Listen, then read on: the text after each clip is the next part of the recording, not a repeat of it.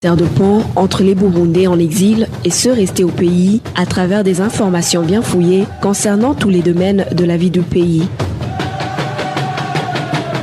Le magazine Humura Burundi est diffusé sur le web via le site de la RPA www.rpa.bi. Humura Burundi.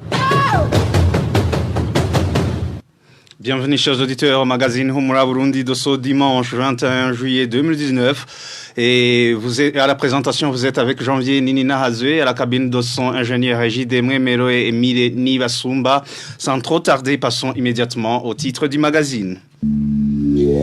L'administration communale à Mishiha en province Changuzo exige désormais du bétail aux détenus pour qu'ils soient libérés. Et les réfugiés albinos burundais du Kondonaki Valley en Ouganda dénoncent le mauvais traitement et la discrimination à leur rencontre. Enfin, dans la rubrique Uwaruka, nous vous parlerons de l'ordonnance ministérielle qui conditionne les modalités d'avancement de classe dans les écoles fondamentales. Le développement des titres, c'est dans quelques instants.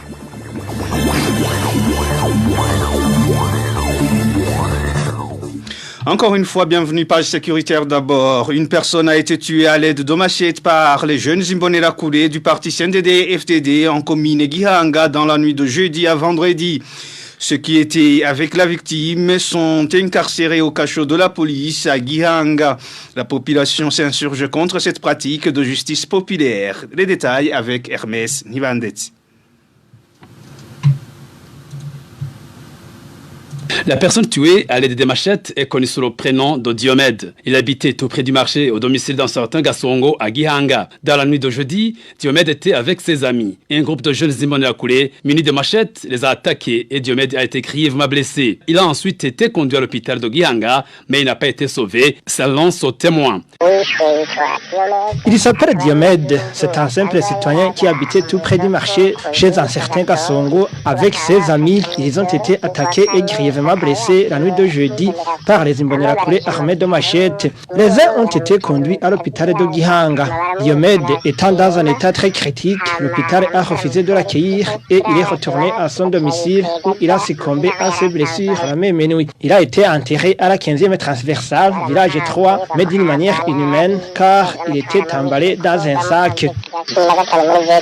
La population de cette localité de la province de Bubanza nie catégoriquement que Diomède et ses amis constituaient un groupe de bandits. Les autres sont détenus au cachot de la police à Gihanga. Ils sont de simples citoyens. Peut-être qu'ils sont victimes de leur appartenance politique. Vous, qui êtes avec eux régulièrement, sont-ils des bandits ou de simples citoyens? Vraiment, ce sont de simples citoyens. Les habitants de Gihanga s'insurgent contre cette justice populaire devenue monnaie courante de la commune de Gihanga. On rappelle l'assassinat de 2 hommes par le commissaire provincial de police de Bubanza, au PS1, Prosper Manilama, jeudi de la semaine dernière. La rédaction de la RPA a essayé de contacter Léopold Ndaïsaba, administrateur communal de Gihanga, pour plus d'éclaircissements sur ces cas d'assassinat, mais il n'a pas décroché son portable. Merci à Hermès Nivandetsi. Pages droits de l'homme, 2 vaches sont exigées à un citoyen de la colline Ebusumani en commune Mishiha de la province Changuzo afin qu'il soit libéré. Ce citoyen est détenu au cachot de la police judiciaire de la dite commune depuis vendredi dernier. Sérieusement tabassé par les Imbonerakure avant d'être mis sous les verrous, il est accusé d'être à l'origine de l'incendie survenu dans la localité de la colline Mugera dans la nuit de jeudi. Le point avec Emmanuel Niunge. Ce citoyen détenu depuis vendredi de cette semaine est connu sous le nom de Nakumuryango. Il est natif de la colline Busumani, en commune Mishiha de la province Changuzo. Les informations livrées par la population de cette colline révèlent qu'il a été arrêté dans la nuit de jeudi, accusé d'être à l'origine d'un incendie survenu la même nuit. Cet habitant de la colline Busumani révèle que le nommé Nakumuryango a été sérieusement tabassé avant d'être mis au cachot. L'origine de son arrestation est l'incendie survenu dans la nuit de jeudi dans la localité qui surplombe la colline Mugera. Un certain Nilagila a été arrêté. Ce dernier a été battu par les Imbonerakure dirigés par le chef de zone Lambert Kalenzo. Ayant constaté qu'il allait être tué, le nommé Nilagila a avoué que la mission lui avait été confiée par Nakumuryango qui avait l'habitude de faire brouter ses vaches sur la colline Busumani. C'est ainsi qu'il a été alors arrêté la même nuit et transféré vendredi matin au cachot de la police judiciaire à Mishiha dans un état très critique puisqu'il avait été sérieusement battu. La population de la colline Busumani déplore toutefois le fait d'exiger 2 vaches à ce citoyen pour sa libération dans la mesure où l'auteur de l'incendie est connu. Nous sommes inquiets parce que, au lieu de condamner l'auteur de ces feux de brousse, le chef de zone ainsi que l'officier de police judiciaire, surnommé King, ont obligé 2 vaches à la victime pour qu'elle soit relâchée. La population de la colline Busumani, nous demandons à l'administrateur de la commune Mishiha de rétablir dans ses droits ce citoyen, étant donné que l'auteur de l'incendie a été arrêté. Nous avons tenté de joindre Anakle Bizimana, administrateur de la commune Mishiha, mais son téléphone portable était éteint. Merci à Emmanuel Niunge, toujours page droit de l'homme. La dépendance de la magistrature burundaise des organes de l'État est la principale cause de la non-exécution des procès et jugements rendus par les cours et tribunaux.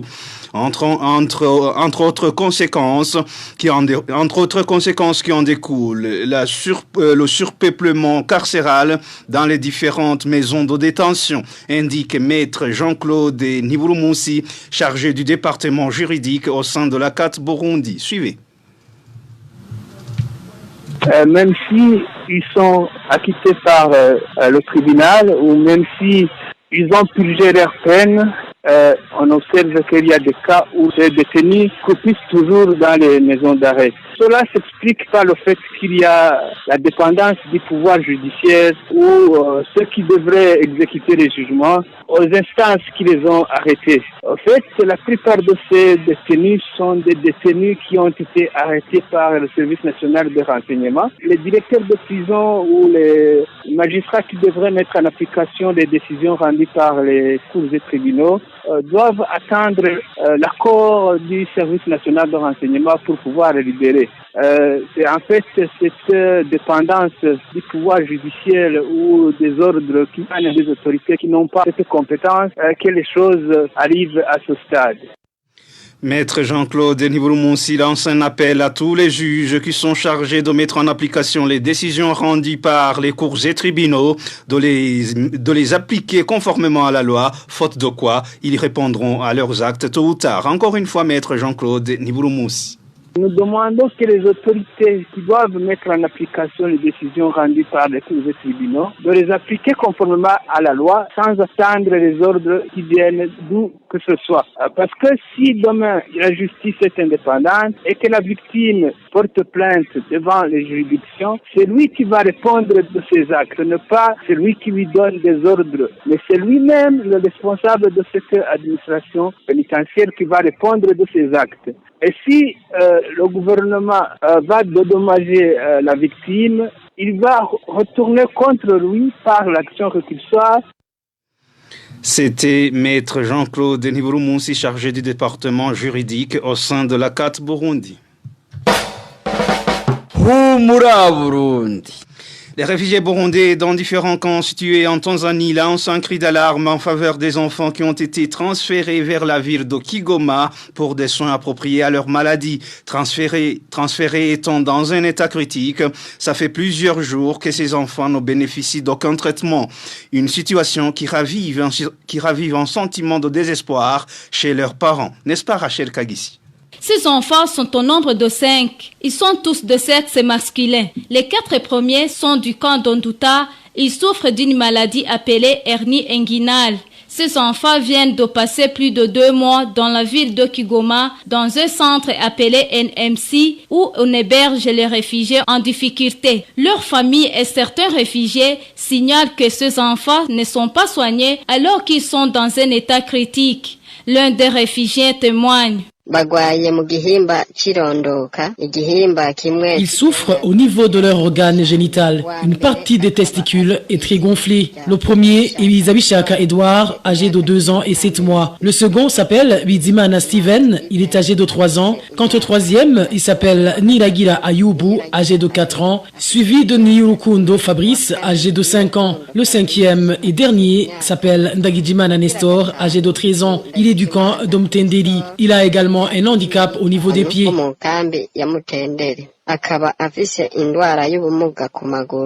Contacté, le responsable de NMC n'a pas voulu s'exprimer. C'était un reportage signé Rachel Kagissier. Intégration difficile des albinos burundais du camp de Nakivale en Ouganda. Ces réfugiés sont méprisés dans leur entourage. Pire encore, leurs voisins les plus directs, qui sont les réfugiés sud-soudanais, ne digèrent guère les gens au teint clair. C'est un reportage signé Vicky Chris Ninhelitz. Le camp de Nakivale en Ouganda héberge les réfugiés ressortissants de 11 pays. Peu nombreux comprennent la maladie d'albinisme. Un de ces réfugiés souffrant d'albinisme témoigne. En général, le camp de Nakivale héberge des réfugiés ressortissants de 8 pays. Chaque communauté a sa culture. Alors, au sein des communautés burundaises et congolaises, il y a des albinos.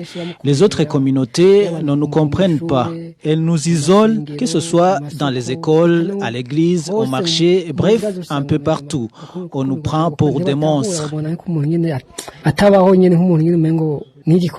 C'est encore plus grave quand les albinos rencontrent les réfugiés sud-soudanais à la fontaine.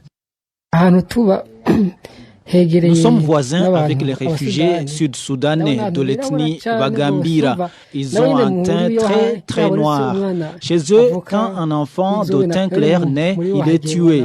Vous comprendrez qu'ils ne peuvent pas tolérer les albinos avec parfois une peau couverte de plaies. Ils ne voudraient même pas de contact avec un albinos. Des bagarres éclataient souvent entre notre communauté et la communauté des Bagambira quand on se rencontrait à la fontaine. L'OPM a essayé de nous départager en attribuant sur la même fontaine 3 robinets pour les albinos et 3 robinets pour les Bagambira, mais ça n'a pas servi à grand chose. Les querelles persistent. Cléophas Bigirimana, représentant des réfugiés albinos, confirme cette mauvaise cohabitation entre les réfugiés albinos et les voisins.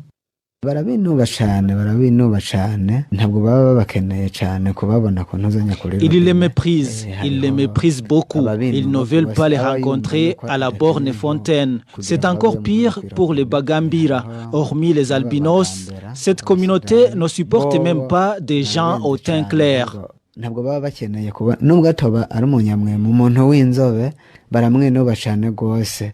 Au camp des réfugiés de Nakivale, ils sont au nombre de 43, les albinos burundais et congolais confondus. Ils sont regroupés dans un même site.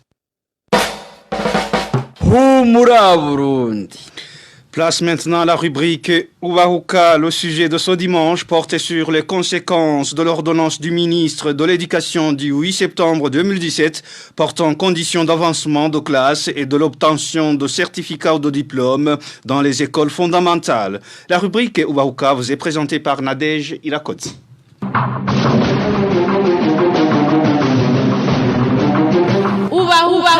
Uwahuka. L'ordonnance ministérielle numéro 610/1315 du 8 septembre 2017 portant conditions d'avancement de classe, redoublement et de l'obtention des certificats et des diplômes prévoit que les élèves du 4e cycle fondamental qui ont obtenu 50% du total général ont droit aux examens de repêchage indépendamment du nombre d'échecs. La même ordonnance autorise les élèves du 4e cycle fondamental ayant obtenu une note de 60% avec un seul échec d'être admis d'office dans la classe suivante sans tenir compte de la profondeur de l'échec. Qu'en disent les experts en éducation ? Quelles seraient les conséquences sur l'apprentissage des élèves ? C'est du moins autour de ces questions que nos invités vont débattre. Il s'agit du professeur Liberani Washirakandi et Eulalie Nibizi, ancienne présidente du syndicat des enseignants STEB. Au micro, Nadège Lakodze, bienvenue. RPA, Nijisho, Nugutwi, Nijwi ry'abanyagihugu. Au moment où certains enseignants de la mairie de Bujumbura s'insurgent contre l'ordonnance ministérielle numéro 610/1315 du 8 septembre 2017, le professeur Libérani Bachirakandi explique que compte tenu des cours du 4e cycle fondamental, seuls les titulaires de ces cours devraient décider des critères d'avancement de leurs élèves. Personnellement, j'ai mal accueilli cette ordonnance ministérielle. Et certains enseignants ont donc raison de s'insurger contre cette ordonnance. Pour que vos auditeurs comprennent bien le contexte, il est important de rappeler que, primo, le 4e cycle de l'école fondamentale comprend 3 classes de 7e, 8e et 9e année. Deuxièmement, les matières enseignées dans ce cycle sont regroupées en 6 domaines. Premièrement, mathématiques, deuxièmement, sciences exactes, comprenant les matières biologie, chimie, physique et technologie. Troisième domaine, les langues, comprenant le kirundi, le français, l'anglais et le swahili. Quatrième domaine, les sciences humaines, comprenant l'histoire et géographie. Cinquième domaine, les arts, comprenant le dessin, musique, art plastique, et enfin le 6e, entrepreneuriat. Donc, à part les mathématiques et l'entrepreneuriat, les autres domaines comprennent 4, 3 ou 2 disciplines. Un élève peut donc réussir 1, 2 ou 3 disciplines et échouer d'autres. Il revient donc à l'enseignant qui accompagne les élèves tout au long de l'année de décider si tel ou tel élève peut être délibéré ou doit refaire telle ou telle autre matière en tenant compte des compétences requises pour le cursus de l'année suivante. Je donnerai un exemple. Un élève qui n'a pas réussi le français et l'anglais, mais qui a bien réussi le kirundi et le swahili, comment le laisser réussir même s'il a 60% de moyenne, alors qu'il a raté 2 langues importantes pour la suite de ses études. Le fond du problème, en fait, réside aussi sur le fait qu'il y a un flou total sur le 4e cycle. Le 4e cycle fait partie intégrante de l'école primaire ou de l'école secondaire. Les conditions de réussite du primaire ne doivent pas être les mêmes que celles du secondaire. Donc, l'échec dans les cours principaux que j'appellerais connaissances fondamentales, comme les mathématiques et les langues importantes, devrait être un critère de passage d'une classe à l'autre. Tant qu'il y aura un flou concernant ce 4e cycle du fondamental, il y aura toujours ce problème de libération et d'application malheureusement de cette ordonnance.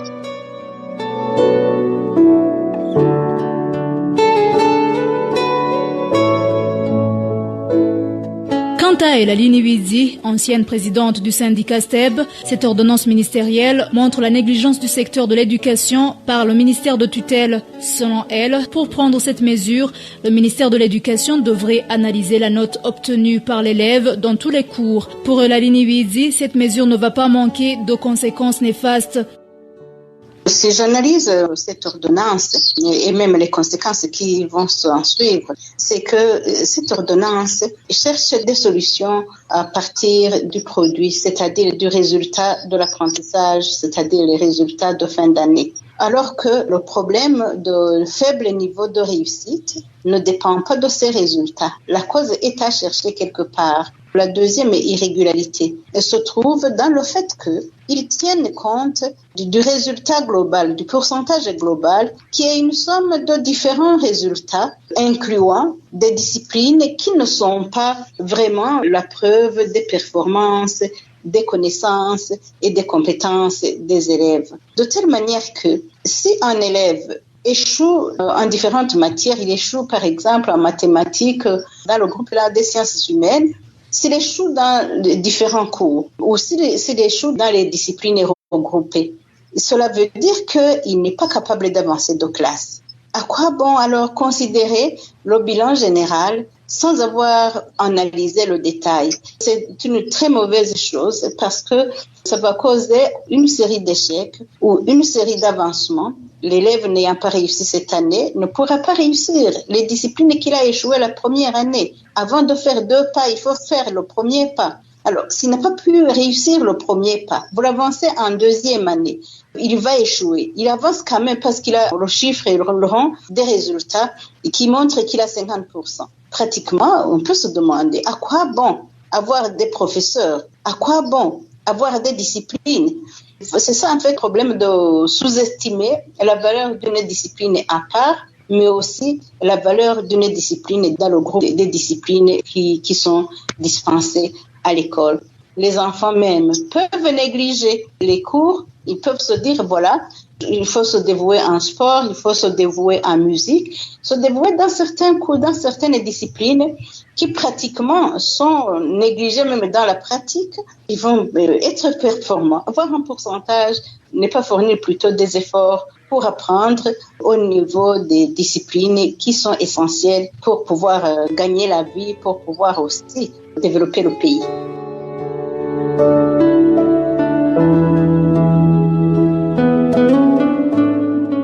Le professeur Liberani Bashirakandi, lui aussi, indique que cette ordonnance du ministère de l'Éducation va dégrader le secteur de l'éducation, ce qui va causer des mauvaises conséquences sur l'avenir des élèves, mais aussi du pays. Quelles sont les conséquences de la mise en application de cette ordonnance? D'abord, la mise en application sera différente d'une école à une autre. Donc, certaines écoles l'appliqueront à la lettre, d'autres tiendront compte de la règle en pédagogie qu'ils ont apprise dans le cursus, appelée triple concordance ou alignement entre les objectifs d'une discipline, les méthodes utilisées pour enseigner et l'évaluation si les objectifs ont été atteints ou pas. Bref, les méthodes d'évaluation ne seront pas les mêmes dans toutes les écoles. En conséquence, certains élèves réussiront sans toutefois avoir des connaissances suffisantes pour suivre les cours de l'année qui suit.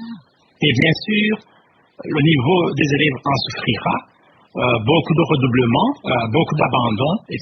Le niveau des élèves qui termineront les humanités ne cessera pas de se détériorer. Et finalement, le Burundi manquera des ressources humaines compétentes pour proposer des solutions aux problèmes auxquels le Burundi sera confronté demain. Et suite à l'intégration régionale et sous-régionale, le Burundi risque d'être phagocyté par les pays de la sous-région, surtout au niveau de l'emploi. Eulaline Wizi trouve qu'il serait nécessaire de suspendre cette mesure. Les responsables du secteur de l'éducation, les enseignants ainsi que les parents devraient coopérer pour la mise en place des mesures adéquates pour l'intérêt des élèves. La première solution, c'est que cette ordonnance soit suspendue. La deuxième solution, c'est qu'il puisse y avoir une concertation entre l'administration scolaire et les personnels concernés, c'est-à-dire les délégués des enseignants, l'inspection, et les parents même. Mais aussi, l'autre proposition, c'est que au niveau du ministère, qu'il puisse revoir les critères de réussite. Si les élèves ont des résultats très faibles, des résultats vraiment qui font honte à la nation, ce ne sont pas les résultats qui sont à la base du problème. Il y a plusieurs facteurs pour la réussite de l'élève. À partir du programme, ils doivent vérifier si ce programme-là a été élaboré selon les pratiques usuelles sur base d'une concertation élargie. Il devait y avoir une concertation entre les parties prenantes de l'éducation, le ministère de l'Éducation, au lieu de saisir le produit de l'apprentissage, qui sont les résultats de... Il devrait réanalyser les facteurs de réussite, qui sont les programmes, est-ce que ces programmes-là sont adaptés au niveau des élèves? Si ces programmes sont adaptés, est-ce qu'ils ont le matériel didactique nécessaire? Est-ce que ces enseignants sont bien formés? Si ces enseignants sont bien formés, est-ce qu'ils sont bien encadrés? Est-ce que les méthodes d'évaluation garantissent une réussite des élèves? Il y a tous ces facteurs-là qui doivent être pris en compte au lieu de prendre les résultats comme solution.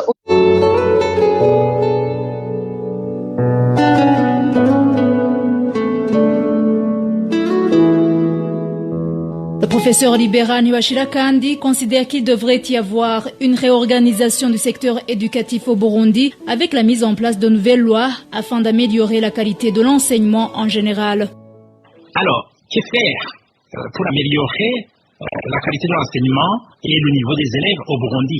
Il faut refonder totalement le système éducatif burundais. Sans être exhaustif, des mesures urgentes devraient être prises.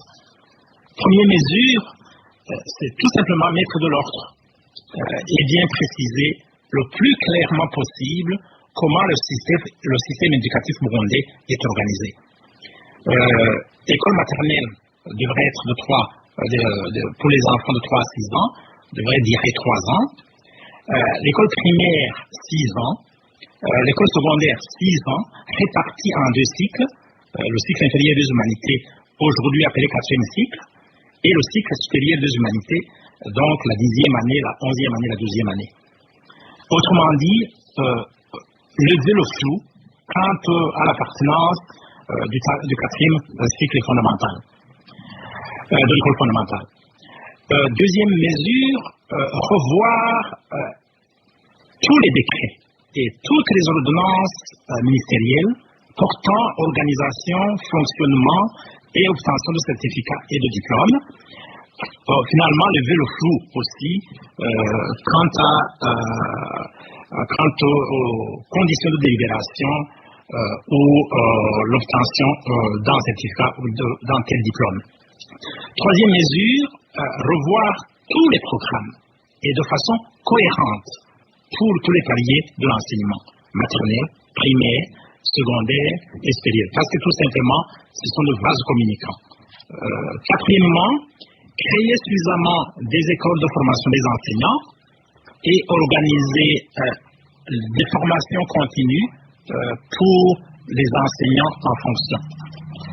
Cinquièmement, donner des moyens suffisants aux écoles, c'est-à-dire des livres, le matériel didactique suffisant et dans les délais.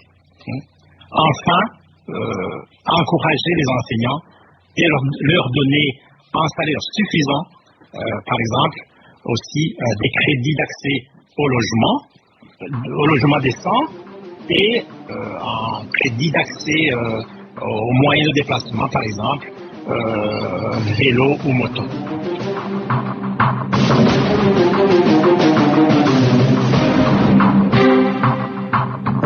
C'est sur les propos du professeur Libera Niwashirakandi que nous bouclons cette rubrique Uwahuka. Merci aux invités, merci à nos auditeurs. La rubrique Uwahuka de ce dimanche était centrée sur les conséquences de l'ordonnance ministérielle numéro 610/1315 du 8 septembre 2017, ainsi que sur les stratégies à adopter afin d'améliorer le secteur éducatif au Burundi. Au micro, vous étiez avec Nadège Ilakodze. À la prochaine. Uwahuka. Uwahuka. Uwahuka.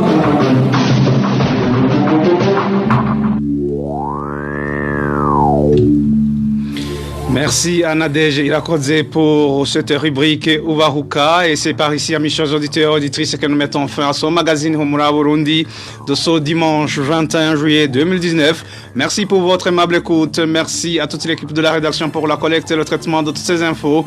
Merci également à ingénieur Ejidemne Meroea et Emile Nivasumba pour la bonne collaboration technique.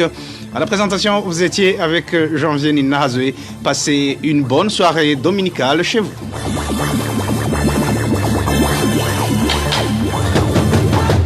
C'était le magazine Humura Burundi. Un magazine campant pour relier les Burundais en exil et ceux toujours au pays à travers une information de qualité.